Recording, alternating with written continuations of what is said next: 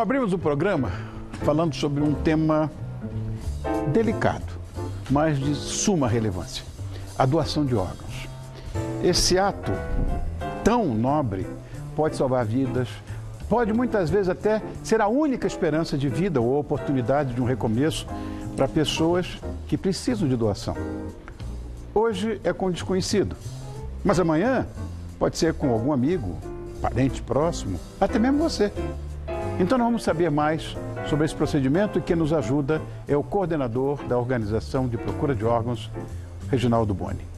Obrigado por ter vindo, querido amigo. Eu que agradeço. Muito bom. Esse papo vai ser muito legal. Tem muitas coisas que eu não sabia e que passaram para mim e que eu vou agora tirar todas as dúvidas. Bom, vamos primeiro saber quais são os tipos de doadores existentes. Existem dois tipos de doadores. O doador vivo, que é uma pessoa que tem condições clínicas de doar um dos órgãos, como por exemplo, parte do fígado ou um dos rins, né? Uma pessoa que tem que ter não só as condições clínicas, mas também discernimento e maioridade para isto. E a gente tem o que a gente mais utiliza, que é o doador falecido, que é aquela pessoa que por um evento, como por exemplo um derrame, que a gente chama de AVC, ou um traumatismo crânioencefálico, por exemplo, acabou evoluindo para a morte encefálica. Este é o maior pool de doadores que a gente tem atualmente no mundo, os doadores falecidos. Essa morte encefálica significa que o coração ainda está batendo, etc., né? A morte encefálica significa a morte da pessoa. Tá. Hoje o conceito atual, e é muito interessante a gente comentar isso com a população, que hoje, quando a gente fala de morte, a gente está falando de morte encefálica. Claro. E aí eu até queria mostrar para você como é que é este conceito, né? Tá.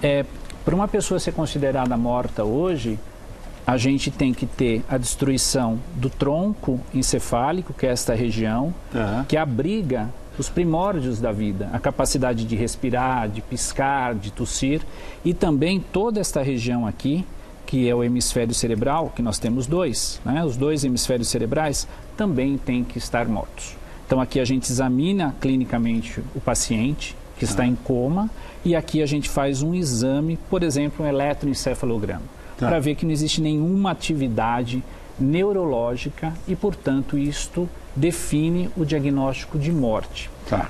E esta situação a gente tem com este morto com o coração batendo. Então, hoje o conceito é de morte encefálica. Nós temos ali um quadro com evento. Eu não sabia, pâncreas também?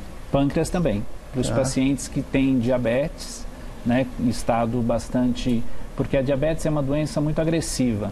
Então, algumas vezes ela compromete, por exemplo, a função dos rins. Então, alguns pacientes acabam sendo transplantados com rim e pâncreas ao mesmo tempo, né? O coração, a gente também tem a possibilidade de transplantar. Fragmentos ósseos, a gente também pode obter de um doador falecido. Fragmentos de pele, por exemplo, para pessoas que sofreram grandes queimaduras, como um curativo biológico. As córneas, que restitui a capacidade de alguém voltar a ver, né? Então, nós utilizamos um doador de córneas, a gente utiliza uma córnea para cada receptor. Os pulmões, também alguns pacientes precisam ser transplantados de pulmões. O fígado é o segundo órgão com maior frequência que se utiliza, e finalmente os rins, né? Uma pergunta, eu estou falando agora do doador vivo, que doa um pedaço do seu fígado, por exemplo, né? Que o fígado se reconstitui. Sim. Tem que ter consanguinidade, tem que ter alguma coisa assim, não? Existe minimamente o critério para o fígado, que é a tipagem ABO, ou seja, a tipagem sanguínea tem que ser igual para a gente conseguir... positivo com A positivo ou negativo com negativo. Exatamente. Agora, quando a gente fala do doador falecido, por exemplo, no caso dos rins, a gente precisa ter algumas coisas a mais. Então, a gente precisa ter, além da compatibilidade sanguínea, né, a gente precisa ter uma outra compatibilidade que a gente chama de HLA, que é o quanto eu sou igual a você do ponto de vista imunológico. Entendi. Que pode haver a rejeição, né? Essa história da definição da morte foi explicada aqui. Quer dizer, é bom que as pessoas entendam isso, porque o coração pode estar batendo e você já morreu. Exatamente. Não é? A maneira de um doador ter morrido interfere na doação, não? Então, na grande maioria das vezes não, né? Porque como os eventos eles são eminentemente dentro do crânio, a gente consegue utilizar os órgãos sem nenhum problema, né?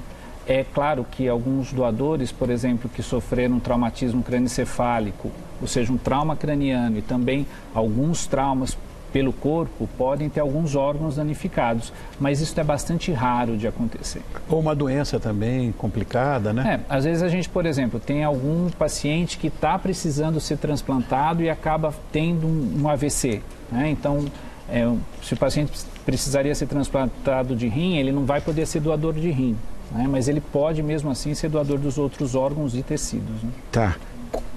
Quantas pessoas um doador pode salvar? Do ponto de vista dos órgãos, a gente conta aí uns 8 órgãos, mais ou menos, por doador. Mas do ponto de vista dos tecidos, é um número muito grande. Porque, por exemplo, um fragmento ósseo, ele pode ser partido em tantos pedaços pequenininhos e que podem ser utilizados em diversas pessoas, né? Do ponto de vista odontológico, do ponto de vista de utilizar para restituição mesmo de fraturas importantes. Tá. Então, a gente pode, com um doador de osso, por exemplo, ter mais de 500 pessoas beneficiadas, né? Agora, uma coisa, Reginaldo, que eu estranhei. Não adianta você deixar um documento escrito que você é doador. Isso não vai adiantar nada, né? Não adianta. Engraçado, você não sabia disso. Alguns anos atrás, a gente tinha o consentimento que a gente chamava de doação presumida. Então, eu presumia que qualquer um era doador, desde que não registrasse nada em conta. Lógico, né? Lógico. Hoje, a decisão é da família. Por isso que é tão importante um programa como este para tratar desse tema, né? Então, quando a gente tem um potencial doador, um indivíduo que está em morte encefálica, nós vamos consultar a família. Se a família consentir, a doação segue à frente, senão a gente para com o processo, mesmo que em vida esta pessoa tivesse o desejo de ser doador.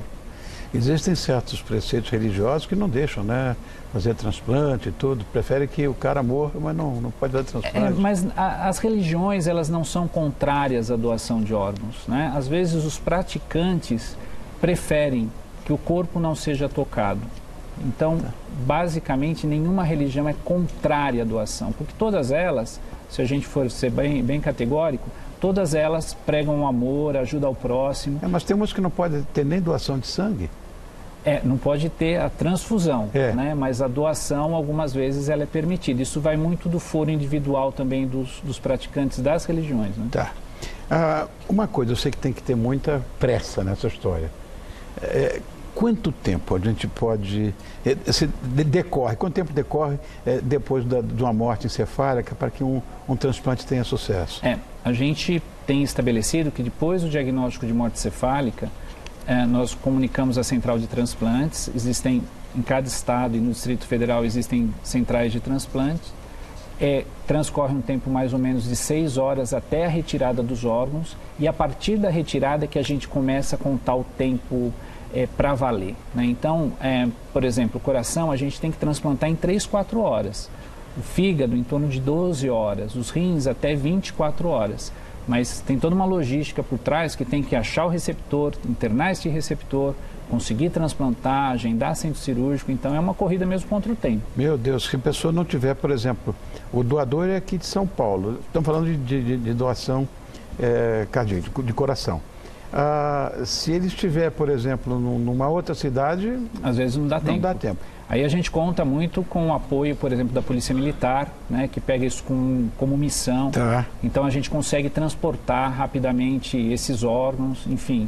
Existe toda uma logística aí bem emocionante, né, do ponto de vista humanitário também, que facilita. Você estava me falando que tem a Margarete. Em off, isso é em off. Vamos ver a Margarete de perto? Vamos conhecer a Margarete. Na verdade, ela que foi convidada, né? Eu só vim acompanhando, né? Aí está a Margarete. Vamos ver. Ela vai ilustrar, inclusive, na verdade, como são retirados os órgãos, né? Como é feito o transplante. Vamos ver? Na verdade, a gente tem aqui, então, a Margarete, né? A gente tem uma exposição aqui, obviamente, isso já está aberto, então a gente tem a exposição dos pulmões, do fígado, aqui a gente tem o estômago, aqui o intestino e as alças intestinais, então eu vou apenas retirar, na prática a gente não faz isso, a gente apenas afasta as alças intestinais e a gente chega nos órgãos. O estômago também a gente não tira, eu só vou tirar para poder ilustrar, né? Então a gente tem aqui os pulmões, o coração, o fígado, o pâncreas, aquele órgão que a gente estava comentando, e os 2 rins. Então, a retirada ela começa com a localização das estruturas que são importantes. Então, a gente tem uma artéria e tem uma veia principal aqui. E o que a gente faz? A gente perfunde com uma solução fria para resfriar todos os órgãos, né? Então, a gente tem... Como é que é? Não é criopreservação. Na verdade, a gente faz uma solução fria em torno de 0 a 5 graus para diminuir o metabolismo dos órgãos, né? Porque se os órgãos forem congelados, a gente não consegue mais utilizá-los. Então, os órgãos têm que estar resfriados. Então, a gente pega uma solução preservante. Eu vou pedir licença só um pouquinho aqui para você. Então, a gente tem aqui uma solução preservante. Obviamente, tudo isso é feito em um ambiente estéreo, né? Sim, claro. Então, não aqui no estúdio, né? Nós fazemos um ambiente estéreo. Então, a gente canula aqui a aorta. Então, a gente perfunde os órgãos e retira pela veia cava todo o sangue desses órgãos, com eles já limpos e cheios de solução preservante, né? E aí os órgãos são retirados, e são retirados na sequência, né? Então, geralmente a gente começa a retirar os órgãos torácicos, que a gente tem mais pressa. Então, aqui a gente tem os pulmões, né? Eu vou tirar isoladamente, mas na verdade eles saem os 2 juntos, né? Saem os 2 juntos? Saem os 2 juntos, né? Então, saem os 2 juntos, aí a gente retira o coração também, né? Então, o coração, todos esses órgãos, eles são retirados e são embalados também com uma solução fria e, posteriormente, são transplantados. A gente retira o fígado, né? O pâncreas. Isso aqui é o que? Vesícula biliar? Essa é a vesícula biliar. Tá meio verde, né? Mas é a vesícula biliar. Aqui a gente tira o pâncreas, aqui a gente usa o baço também a gente utiliza, mas não para transplante, mas com finalidade muito mais imunológica para identificar os receptores. E, finalmente, a gente retira os rins. Aqui o rim, o transplante é meio curioso, né? É bem interessante, porque a gente retira os rins que estão aqui na região posterior, né? Então, aqui no que a gente chama na região do retroperitônio, eles são em números de 2, e a gente, então, retira os rins, separa os rins, e cada paciente vai receber um rim, né? Então, a gente não tem a necessidade de transplantar os dois. Rins, né? Entendi. E os rins, eles também não são transplantados no local primitivo, que a gente chama. Então, eu não preciso retirar o rim do receptor para poder transplantar o rim que veio do doador. Então, eu transplanto aonde? Eu transplanto nessa região aqui, que é a fossa ilíaca. Eu já até deixei operado aqui já para mostrar. Então, aqui a gente tem a região da fossa ilíaca, né? Onde a gente acomoda o rim aqui. E os não vasos, é lá, então? Não é lá. Curioso isso. Raramente a gente precisa retirar os rins aqui, porque existem algumas doenças que fazem com que o rim tenha muitos cistos, fique muito grande e ocupe muito espaço na cavidade retroperitoneal e abdominal. Mas a grande, para não dizer praticamente todos os rins, são colocados na fossa ilíaca aqui, embaixo desse osso aqui. Desconhecia completamente. E ele fica super bem protegido, né? Porque a gente tem o osso aqui. Então, a gente conecta uma artéria e a veia, que são, a gente chama isso de anastomose, né? E também conecta a ureter. E aí o paciente consegue viver tranquilamente com um rim só. Bom, quais são os órgãos mais transplantados? Os rins, né? A gente tem maior número de pacientes aguardando por um transplante, porque os pacientes que têm doença renal, eles têm um tratamento substitutivo que possibilita que eles aguardem o transplante, que é a hemodiálise. Né? Diferentemente de quem precisa de um fígado. Quem precisa de um fígado, se não transplantar, infelizmente morre. Então, a gente tem um número aí grande de pacientes esperando por um transplante renal, um número um pouco menor de pacientes esperando por um transplante de fígado e um pouco menor esperando por transplante cardíaco e transplante pulmonar. Agora, para a gente encerrar, qual é a forma de consentimento da doação de órgãos? A gente chama hoje de doação consentida. Então, eu acho que o grande apelo aqui é a gente dizer para as pessoas a importância de se falar disto em casa. né? Porque quando eu falo disso em casa, e se isso acontecer comigo, com qualquer parente meu, com qualquer familiar, ou com qualquer amigo, a gente vai saber o que responder na hora da pergunta. Vocês consentem a doação de órgãos? Se eu discutir isso previamente em casa, eu tenho mais tranquilidade de responder que sim ou que não. Mas normalmente tem que ser feita essa doação de um jovem, não uma pessoa de terceira idade? Não. Os doadores, a gente não tem mais limite para doação de órgãos, né? Então, isto não é... A idade não é um impeditivo. Então eu posso dar. Eu também posso doar. Tá Doutor Reginaldo Boni, muito obrigado. Eu agradeço, foi um prazer. Meu prazer. Foi muito legal. Quem armou essa pauta sabe tudo. Eu tenho que agradecer também a... Como é o nome dela? Margarete. Margarete, né? E o doutor Reginaldo Boni, que é coordenador da Organização de Procura de Órgãos. Lá do Dante Pazanese. Muito obrigado. Obrigado, eu mais uma vez. Um abraço. Obrigado. Bom,